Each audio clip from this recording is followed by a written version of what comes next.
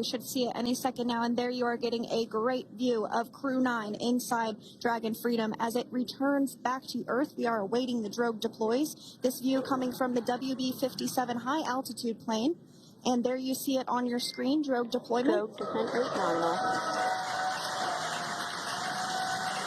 You can hear the crowd here. Visual on 2 healthy drogues.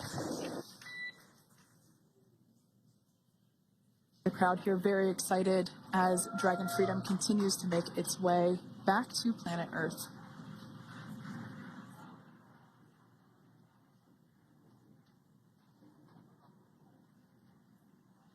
Next up, we'll stand by for the main deployment of the parachutes. The mains are quite a bit larger. You'll be able to notice the difference on your screen once they deploy, and they continue to ensure that the Dragon spacecraft slows down even further. As we mentioned, Freedom will be traveling 16 miles per hour when it splashes down off the coast of Tallahassee, Florida, here at 2:57 p.m. Pacific time this afternoon. And there we go. We have visual on 4 healthy mains. That view was from inside. Freedom copy. That view was from inside one of the buckets where the parachutes are located. So we see a great view there of the reefing on those parachutes. And as those main parachutes begin to inflate fully, 4 beautiful, healthy mains. Now awaiting visuals of splashdown. Freedom. We'll start to hear Commander Nick Hague. Copy 1000. As we heard right there, Commander Nick Hague will be calling out the altitude of the Dragon capsule from here on out. Landing in water is simpler and provides more margin against unlikely parachute issues. You can see those parachutes continuing to slow the Dragon capsule down.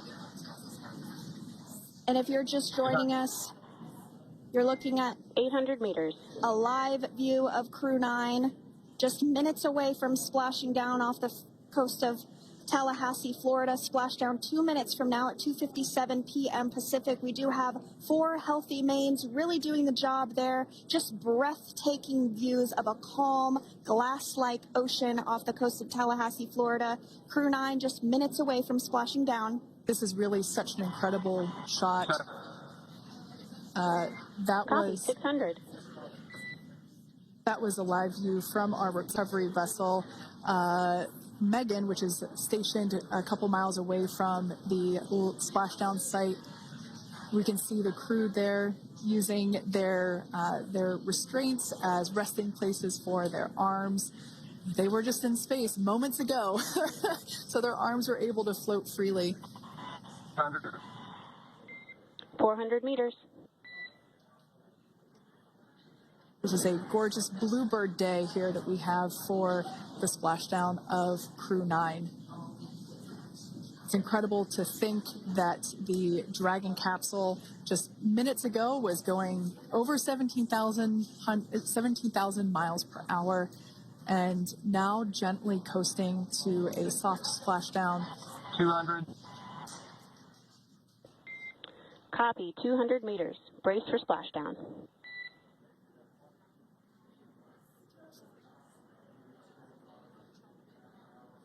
As you can see there on your screen, continuing to monitor progress of the Dragon spacecraft.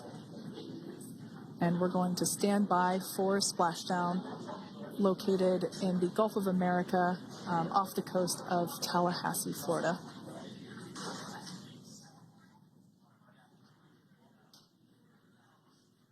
And splashdown. Crew 9 back on Earth.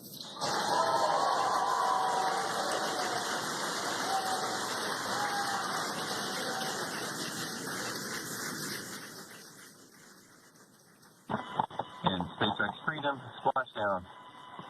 Good main release. Copy splashdown. We see main chutes cut. Nick, Alex, Butch, Sunny, on behalf of SpaceX, welcome home.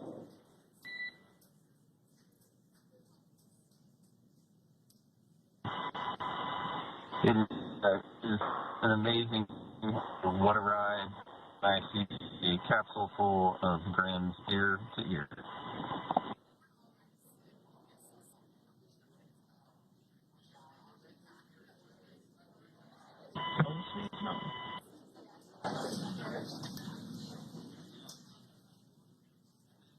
And as you can see on your screen, we have visual confirmation of splashdown. Dragon Freedom has returned home, and NASA astronauts. System safety verifications are in progress. We'll report back when recovery personnel are en route.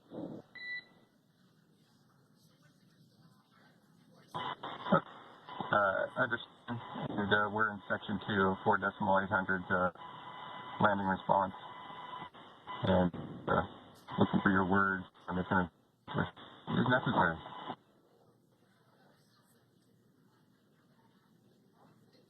In the distance, we can see the recovery vessel making its way. Copy, you're in section 2 for the environmental assessment in 4.800. That is not necessary today. Understand. Raise and buzz. So we will continue to have communications between the Corps and Nick Hague, the commander of Crew Dragon Freedom, which just splashed down 2 minutes ago off the coast of Tallahassee, Florida. Dragon Freedom has returned home with NASA astronauts Nick Hague, Sunny Williams, Butch Wilmore, and Roscosmos cosmonaut Alexander Gorbanov. They're back on Earth after approximately 17 hours of a return journey from space. The SpaceX recovery ship and team have been waiting for Dragon's splashdown, and they will now make their way to the splashdown location. The teams have been ready and waiting about 3 nautical miles away, so it's going to take them about 30 minutes or so to make their way to SpaceX Freedom. Pretty sure we're in stable 1. Copy, stable 1. We see the same. It's going to take about 30 minutes for the recovery team to make their way over to Nick, Sunny, Butch, and Alexander, who are still seated and secured inside that Dragon spacecraft there on your screen. Incredible views there of that thermal protection system, or TPS. That Dragon capsule was pristine, white color before it departed the station, and we can see how the reentry phase, the thermal protection system did its job. Now, if you're wondering what that hole, that like bucket area is, that is underneath the side hatch. That is where the main parachutes were stored. So when we saw the Dragon capsule docked at station, it looked very different. The panel that protects and covers the main parachutes, that was still intact, as well as the panels that enclose where the drogue parachutes are located. We can see those fast boats. SpaceX is go for recovery personnel to approach. Expect personnel alongside in the next few minutes. Freedom copies. We can see those fast boats. We weren't kidding when we said they were fast. While it does take about 30 minutes for the main recovery vessel to make its way over to the capsule, these fast boats will be doing a couple of things simultaneously. A couple of them are going to be working to retrieve the parachutes that you see in the background there of this drone shot. Those parachutes will be retrieved from the ocean surface. We want to make sure we are able to pull those out. The recovery vessel there closest to the spacecraft is going to be performing some safety checks. We can see there they're using an instrument that is basically working to detect if there are any hypergolic vapors or fumes that are still residing in and or around the Draco thruster nozzles or outlets. The hypergolic fuel, which is necessary for on-orbit burns to maneuver the spacecraft. Unfortunately, those hypergolics are unable to be breathed. They are toxic, and so this team here is doing those initial safety checks to make sure that it is safe for the rest of the recovery team to approach the spacecraft. They're also checking to make sure that any residuals from the pyros are safe and are not going to cause any issues. We can see the team working their way around the spacecraft to do these, basically these sniff tests on all of those Draco thrusters. And as we continue to await the recovery of our Dragon spacecraft with NASA astronauts Nick Hague, Sunny Williams, Butch Wilmore, and Roscosmos cosmonaut Alexander Gorbanov inside, Dragon has autonomously completed several steps to safe itself following splashdown. We are continuing to see Dragon in what is known as stable 1 configuration. That's kind of the ideal configuration following splashdown. It's upright, and the Dragon capsule's in the right configuration for it to be hoisted into the recovery vessel Megan, which you do see a little ways off in your screen approaching. Dragon will continue to remain live on air with you through that recovery process, all the way through the point where the crew is extracted from the Dragon spacecraft.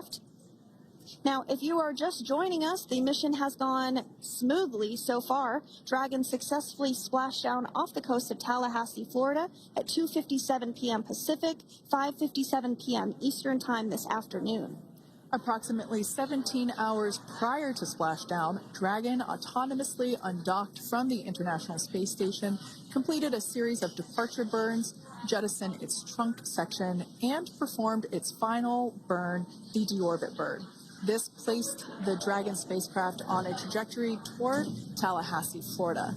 Dragon successfully re-entered the Earth's atmosphere, followed by deployment of its parachutes to slow the spacecraft down to a gentle splashdown. We're now going to follow the Freedom. Hypergol sweeps and unfired ordnance checks are nominal. Rigging is in progress. Approximately 25 minutes until capsule lift. Stand by for PMC with SpaceX flight surgeon.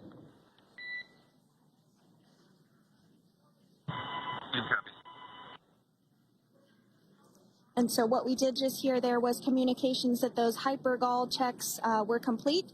They didn't find any of that upon those checks, so we'll continue to move through the timeline.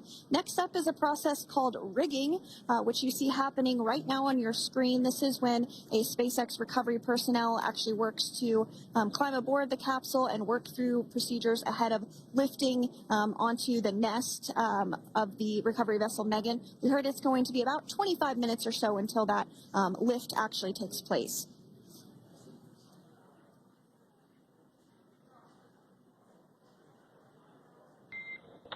Okay, Freedom, the next call will be from the SpaceX flight surgeon on Dragon and Ground Private.